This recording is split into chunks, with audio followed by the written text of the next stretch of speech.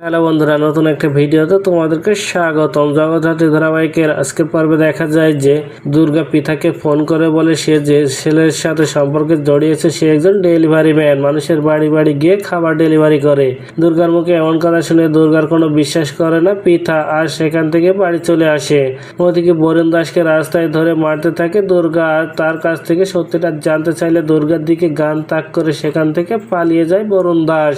ওদিকে শাহাবুদ্দিকে ধরে মারতে থাকে স্বয়ম্বর, আর বলে সে কেন ওই রিক্সা গিয়েছিল, কিন্তু সে কোনো কিছুই বলে না। আর সেখানকার একজন অফিসার বলে, স্যার, যে গুলিটা বরুণ দাসের পায়ে লেগেছে সেটা পরীক্ষা করে দেখা গেছে যে আপনার গান থেকে বের হয়েছে। এই কথা শুনে স্বয়ম্বর কৌশিকের কাছে ফোন করে বলে বাড়িতে তার সেই গানটা খুঁজতে বললে কৌশিক খুঁজে বলে না, তার ঘরে কোনো গান নেই। আর সেই সময় বাড়িতে চলে আসে পৃথা, আর পৃথাকে বকাঝকা করে আর বলে সে কেন ওই রিক্সা গিয়েছিল। আর কৌশিকী পৃথাকে জানিয়ে দেয় বরুণ দাসের আসল পরিচয়। আর কৌশিকের কোনো কথা বিশ্বাস করে না, উল্টো কৌশিকীকে কথা শোনাতে থাকে পৃথা। ওদিকে সেই গানের জন্য স্বয়ম্ভূর চাকরি চলে যেতে পারে এটা শুনে দুর্গাকে ফোন করে জানিয়ে দেয় কৌশিকী। আর বাবার চাকরি চলে যাবে শুনে দুর্গা মনে মনে বলে আমাকে যেভাবে হোক এই গানটা ফিরিয়ে দিয়ে বাবার চাকরিটা বাঁচাতে হবে।